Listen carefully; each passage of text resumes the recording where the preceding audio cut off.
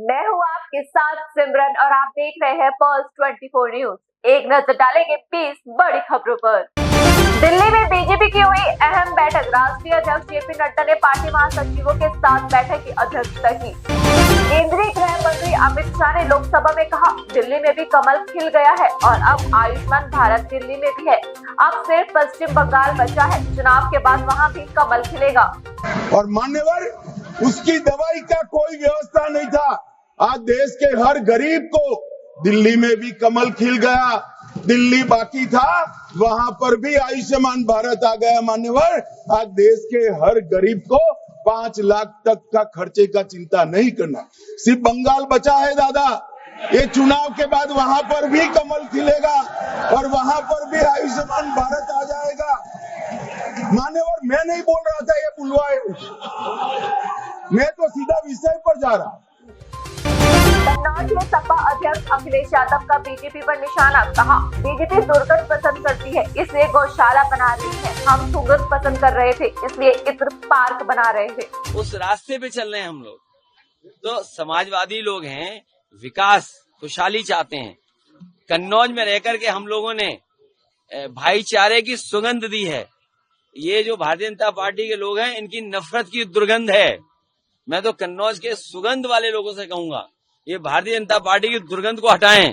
अभी तो थोड़ी हटाई है, अगली बार और हटा दो, जिससे कि कन्नौज का विकास रुका हुआ आगे बढ़ जाए। आप बताइए, दुर्गंध पसंद करते हैं इसीलिए गौशाला बना रहे हैं। हम सुगंध पसंद कर रहे थे इसलिए इत्र पार्क बना रहे थे। बताइए, ये सांड पकड़ रही है सरकार के नहीं पकड़ रही है? आप खुद जानते होंगे। नहीं पकड़ रही है, उसका भी पैसा खा जा रहे हैं। तो इसलिए हम लोग सुगंध पसंद करने वाले लोग हैं, इसलिए परफ्यूम पार्क बना रहे हैं। ये दुर्गंध वाले लोग हैं, ये दुर्गंध वाले लोग हैं, इसलिए ये तो योगी जी का पार्टी टाइम है हमारे और आपके लिए।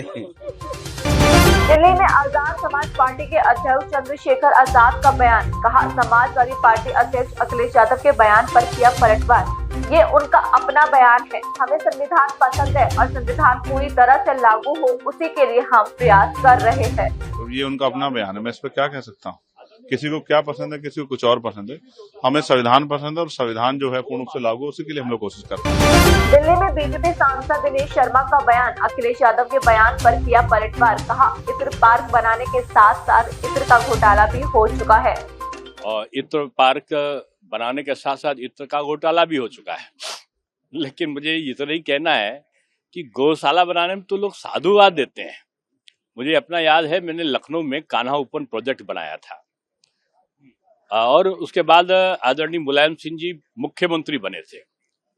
तो जब वहां देखने गए तो उन्होंने फोन करके मुझसे बधाई देते हुए कहा कि बहुत अच्छा किया, गौशाला बना दिया, सड़क पे ये बेसहारा पशु टहलते थे। आज मुख्यमंत्री जी ने उत्तर प्रदेश के हर जिले में गौशाला बना दिया। ये तो साधुवाद की पात्र है। आपको बधाई देनी चाहिए थी मुख्यमंत्री जी को कि जो आपके समय में जो गाय गोवंश टहलता था उसको लोग काट देते थे, उसका मांस का व्यापार आम बात हो गई थी, वो योगी जी ने बंद कर दिया। तो गौशालों में आप दुर्गंध और सुगंध क्यों तलाश रहे हो? गौशाला में सनातन की आस्था को तलाशो। ये गौ माता है, इनको माता कहा जाता है और माँ पर टिप्पणी नहीं की जाती। दिल्ली में राहुल गांधी के बयान पर बोली शिवसेना सांसद प्रियंका चतुर्वेदी। कहा, ये बेहद दुर्भाग्यपूर्ण और बीजेपी की ओर से लगभग दोहराने जाने वाला कथन बन गया है। जब भी वे नहीं चाहते कि सदन चले, वे सबसे ज्यादा हास्यास्पद आरोप लगाते हैं। What was extremely unfortunate and has become almost a repeat narrative from the BJP. Whenever they don't want the house to function, they come up with most ridiculous charges. We've seen this happen a number of times. Like even last time when the house got adjourned, both the houses got adjourned. Nobody knew the reason why. In this particular case, for the speaker to come out and read a statement, which is, I think, which was probably prepared by the Bharatiya Janata Party, was so unfortunate. And I think after every time you make a charge, there should be a right to respond. And he's a leader of opposition. He has every right to respond. You cannot just read a statement and just adjourn the house. So what is happening is unfortunate. What is also happening is we're seeing how the Bharatiya Janata Party continues to play with constitutional positions, continues to hold power over constitutional positions, to hit back at its opposition. So it is nothing but mere targeting over frivolous charges with frivolous statements coming right from the speaker. Patna में राहुल गांधी के बयान पर JDU नेता राजीव रंजन ने कहा, राहुल गांधी एक अनुभवी सांसद है और संसद की एक प्रक्रिया है जिसका पालन सभी सांसदों को करना पड़ता है। देखिए, राहुल जी एक अनुभवी सांसद हैं और संसद की एक प्रक्रिया है, उस प्रक्रिया का पालन सभी सांसदों को करना होता है। इसमें किसी के पास ऐसा एक परिवार विशेष में जन्म लेने की वजह से कुछ विशेषाधिकार हो, ऐसा नहीं होता है। सभी सांसद वहां समान है, लेकिन इस बात को वो आज भी नहीं समझ पाते हैं कि लोकतंत्र में सबों को समान रूप से देखना कहीं ना कहीं लोकसभा अध्यक्ष की जवाबदेही है और उसका वो पालन करते हैं, तो इसीलिए उन्हें निराशा नहीं होनी चाहिए। हरिद्वार में कांग्रेस नेता हरीश रावत ने राहुल गांधी के बयान पर कहा, लोकसभा या तो स्थगित कर दी जाती है या फिर उन्हें बोलने नहीं दिया जाता। बोलने नहीं दिया जाता है, जो लोकसभा अध्यक्ष वो कुछ छोड़ के चले जाते हैं। ये दोनों बातें हैं, एक तो लोकसभा या तो एडजर्न कर दी जाती है और या उनको बोलने का अवसर नहीं दिया जाता है, और उसके बाद कुछ अनावश्यक टिप्पणियां करके चीजों को उलझाया जाता है। लीडर अपोजिशन है, लीडर अपोजिशन को आप यदि अपनी बात नहीं कहने देंगे तो फिर लोकतंत्र की हिफाजत कैसे होगी। उन्होंने कहा, मैं महाकुंभ मेले पे बेरोजगारी पे बोलना चाहता हूँ,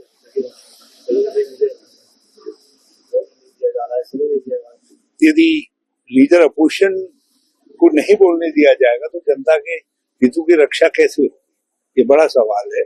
इसलिए इससे लोकसभा की एक संस्था के रूप में लोगों के हितों की संरक्षक के रूप में छवि पर असर पड़ा।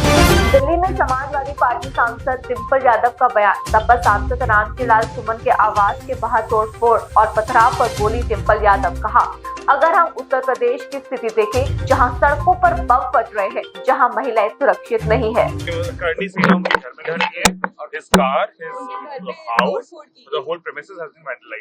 अगर हम देखेंगे उत्तर प्रदेश के हालात, जहां अब सड़कों में बम फूट रहे हैं, जहां महिलाएं सुरक्षित नहीं हैं, और कहीं ना कहीं ये सरकार की जिम्मेदारी बनती है, ऊपर से मेंबर ऑफ पार्लियामेंट के घर अगर इस तरह की घटना आपको हो रही है, जिस तरह आपने संज्ञान अपने बात लाए हैं, क्योंकि हम तो अंदर से हमें इतना इस बात का संज्ञान है, तो बहुत ही दुर्भाग्यपूर्ण है।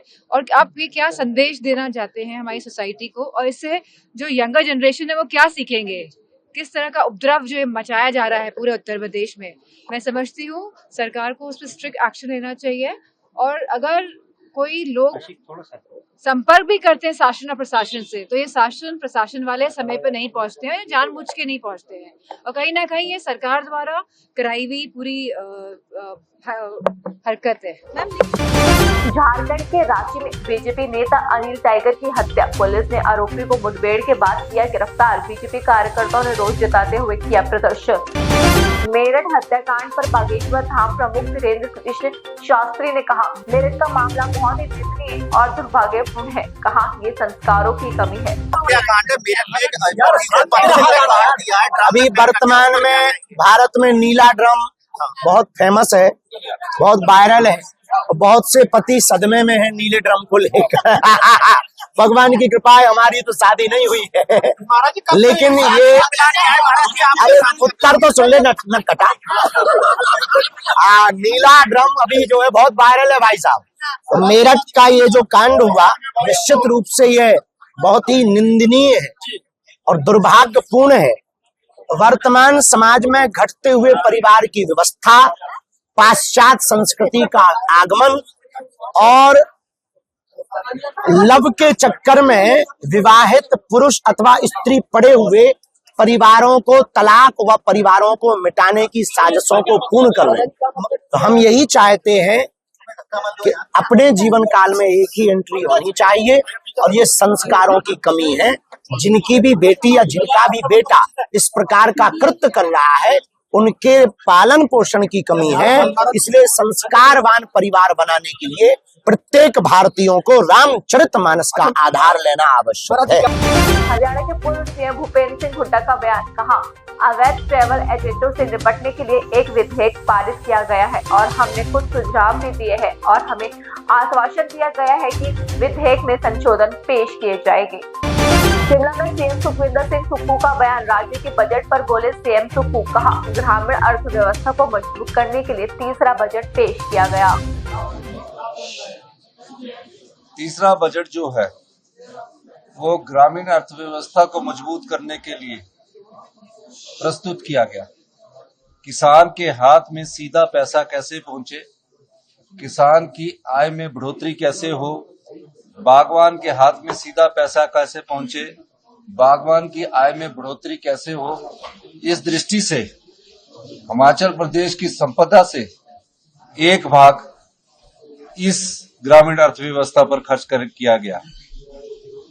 उन व्यापारियों का, जो छोटे दुकानदार हैं, परचून विक्रेता है, चाय वाले हैं, सब्जी विक्रेता है, जो बाहर लगाते हैं, इस बजट के माध्यम से उनको जो ब्याज लगता है और जिनकी 3 लाख से कम आय है, 3 लाख रुपए तक का लोन ले रखा है, आय नहीं 3 लाख का लोन ले रखा है, उनके ब्याज के को सरकार अपने खजाने से धन देकर कम करने की कोशिश करेगी। चौथा, जो विधवा बहनें, उनके सारी बच्चों की पढ़ाई का खर्चा हिमाचल प्रदेश की सरकार उठाएगी।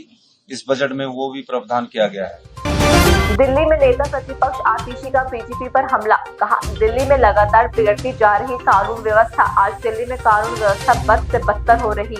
दिल्ली में लगातार कानून व्यवस्था बिगड़ती जा रही है, चाहे महिलाओं के साथ अपराध हो, बलात्कार हो, गैंगवॉर हो, गोलियां चलना हो, ड्रग्स बिकना हो, फिरौती की कॉल्स हो। आज दिल्ली में कानून व्यवस्था बद से बदतर हो रही है। जब आम आदमी पार्टी के विधायकों ने इस बिगड़ती हुई कानून व्यवस्था के मुद्दों को दिल्ली विधानसभा में चर्चा के लिए लगाया, तो विधानसभा अध्यक्ष विजेंद्र गुप्ता जी ने उसको खारिज कर दिया, कह दिया कि दिल्ली विधानसभा में कानून व्यवस्था पर चर्चा ही नहीं होगी। ये कैसे हो सकता है? दिल्ली में गोलियां चलेंगी, बलात्कार होगा, फिरौती की कॉल्स आएंगी, किडनैपिंग होगी, और दिल्ली विधानसभा, जो दिल्ली के लोगों के प्रतिनिधि हैं, उस पर बात ही नहीं करेंगे। ऐसा लगता है कि विजेंद्र गुप्ता जी भारतीय जनता पार्टी की डबल इंजन की सरकार के पूरे फेलियर को छुपाना चाहते हैं। उत्तराखंड के बाबा तरसेम सिंह की हत्या मामले में बड़ी गिरफ्तारी, पंजाब से पुलिस ने मुख्य आरोपी को किया गिरफ्तार, आरोपी पर 2 लाख रुपए का इनाम था घोषित। माननीय मुख्यमंत्री उत्तराखंड महोदय के उत्तराखंड राज्य को भय मुक्त और अपराध मुक्त करने के लक्ष्य को पूरा करने में उधम सिंह नगर पुलिस निरंतर कार्रवाई कर रही है। पिछले वर्ष बाबा तरसेम की हत्या नानकमत्ता थाना क्षेत्र में की गई थी, जिसके मुख्य आरोपी सरबजीत सिंह को कल रात तरन तारण से गिरफ्तार किया गया।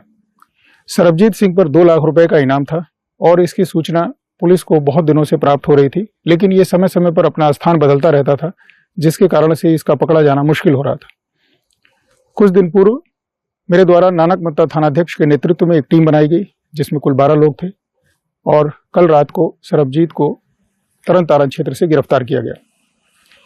जब इसे उधम सिंह नगर जनपद में ले आया जा रहा था, उस समय वाहन का टायर फट गया और वाहन का एक्सीडेंट हो गया।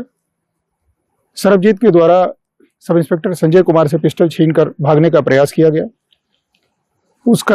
सरबजीत का पीछा पुलिस के द्वारा किया गया और उसे रोकने का प्रयास किया गया, जिसमें सरबजीत ने पुलिस पर फायर कर दिया। जवाब में पुलिस के द्वारा भी फायर किया गया और सरबजीत के दोनों पैरों में गोली लगी। अभी उसका इलाज अस्पताल में चल रहा है और उसे न्यायालय के समक्ष प्रस्तुत किया जाएगा।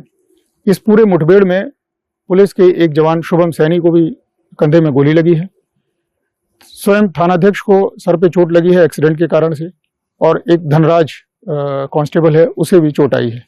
सबका इलाज अस्पताल में चल रहा है। चंडीगढ़ में पंजाब विधानसभा अध्यक्ष कुलतार सिंह का बयान, पंजाब के बजट को लेकर बोले कुलतार सिंह, कहा मुझे उम्मीद है कि ये बजट पंजाब के विकास में अहम भूमिका निभाएगा।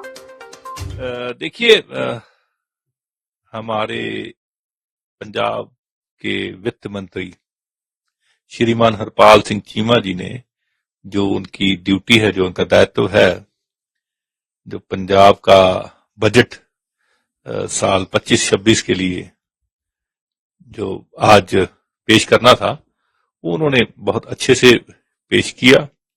और मैं ये समझता हूँ जो बजट है ये बड़ा ही एक टेक्निकल डॉक्यूमेंट होता है और इसके जो नतीजे होते बड़े दूरगामी होते हैं।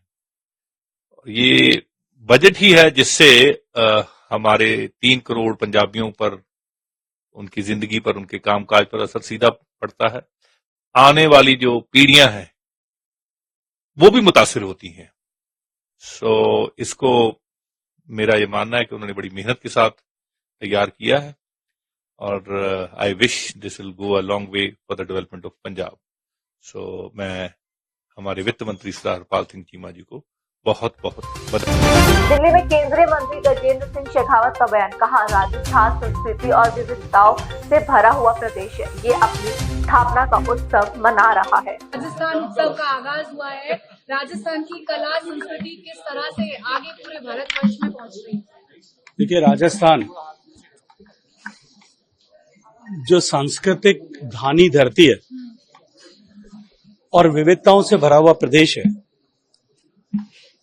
राजस्थान क्योंकि अपनी स्थापना का उत्सव ऐसा मना रहा है, राजस्थान के सम्मानीय मुख्यमंत्री जी के नेतृत्व में राजस्थान की सरकार ने दिल्ली की जनता को राजस्थान की संस्कृति से परिचित कराने के दृष्टिकोण से ये राजस्थान उत्सव दिल्ली के इस ऐतिहासिक बीकानेर हाउस में आयोजित किया है। जिस तरह की सांस्कृतिक विविधता राजस्थान में है, क्राफ्ट, कल्चर एंड क्यूजीन तीनों की डाइवर्सिटी राजस्थान में है, उसके चलते हुए राजस्थान प्रारंभ से ही पर्यटकों के लिए और क्राफ्ट कनाइजर्स के लिए, जो कला में रुचि रखने वाले लोग हैं, उनके लिए एक बड़े आकर्षण का केंद्र रहा है। और मैं ये मानता हूं कि जिस तरह से राजस्थान इंफ्रास्ट्रक्चर पर काम कर रहा है और माननीय मुख्यमंत्री जी के नेतृत्व में जिस गति के साथ में राजस्थान आर्थिक दृष्टि से प्रगति कर रहा है, आने वाले समय में राजस्थान की महत्ता और भी बढ़ेगी और उस महत्ता के चलते हुए राजस्थान के उत्पादों के प्रति आकर्षण भी निश्चित रूप से बढ़ेगा। राजस्थान की कला और संस्कृति के प्रति भी आकर्षण बढ़ेगा और उसके लिए ये जो राजस्थान उत्सव है, ये एक महत्वपूर्ण मार्ग प्रशस्त करेगा। रायपुर में भूपेश बघेल के आवास पर सीबीआई की छापेमारी पर छत्तीसगढ़ के सीएम विष्णुदेव साय ने कहा, सीबीआई महादेव बैचिंग एक्ट से जुड़े मामले में कर रही जांच। कैसे देखते हैं सर, और भूपेश बघेल इसको सियासी बताएं? अब उनके पास और कोई दूसरा बोलने के लिए रास्ता है नहीं और मुझे जहां तक जानकारी है, महादेव सट्टा ऐप पर ये जांच हो रही है सीबीआई द्वारा और सबको मालूम है कि किस तरह से हमारे छत्तीसगढ़ के युवाओं को सट्टा का लत लगा दिया गया था और जिंदगी बर्बाद हो रही थी और उसी की जांच सीबीआई कर रही है। सर, जिस बघेल जी बात का जिक्र कर रहे हैं कि प्रधानमंत्री नरेंद्र मोदी आ रहे हैं, तो उसके भाषण की स्क्रिप्ट तैयार करने के लिए ऐसा कुछ नहीं है, इनके पास बोलने को कुछ है नहीं तो कुछ भी बोलते हैं। सर, जिन अफसरों के घर में भी कार्रवाई की है, क्या उनके खिलाफ किसी तरह की सरकार के द्वारा कुछ कार्रवाई की जाएगी? अब देखिए, वो चाहे कोई भी हो, दोषीदार बख्शे नहीं जाएंगे, सबके ऊपर कार्रवाई तो होगी ही। कांग्रेस डबल इंजन के सरकार की जो उसमें भी सीबीआई की जो कार्रवाई हुई है, वो कांग्रेसियों के करीबी की होगी, करीबों की होगी, लेकिन इसमें कोई भाजपा और कांग्रेस की करीबी का सवाल नहीं है। जिनका भी लिंक उससे जुड़ा होगा प्रकरण से, उनके ऊपर, सबके ऊपर कार्रवाई होगी। गोवा सरकार ने पेश किया बजट, सीएम प्रमोद सावंत ने कहा, हमने इस बार लगभग 28,163 करोड़ रुपए का बजट पेश किया है। गोवा सरकार का फॉर द ईयर 25-26 का बजट मैंने पेश किया। अप्रोक्सीमेटली 28,163 करोड़ ऑफ रुपीस का बजट, सरप्लस बजट इस बार हमने असेंबली में पेश किया। इस budget is an touristic focus, tourism focus, green budget. Specially green budget इसीलिए कहूंगा कि there are the various green initiatives, clean and green Goa की तरफ हमने लिया है। मुझे पूरी उम्मीद है कि ये पूरा 100% बजट हम इम्प्लीमेंट करेंगे और टूरिज्म फोकस करते हुए स्टेट में टूरिज्म बढ़ेगा और सस्टेनेबिलिटी और ग्रीन इनिशिएटिव्स ज्यादा से ज्यादा इस बार हम स्टेट में लेंगे। मिर्जापुर पुलिस को मिली बड़ी सफलता, पुलिस ने गो तस्करी मामले में 3 लोगों को किया गिरफ्तार। मिर्जापुर पुलिस द्वारा लगातार गो तस्करों विरुद्ध कार्रवाई की जा रही है। आज सुबह सूचना प्राप्त हुई कि थाना राजगढ़ क्षेत्र के श्यामली जंगल में कुछ गो तस्कर जानवरों को लाद कर ले जाने वाले हैं।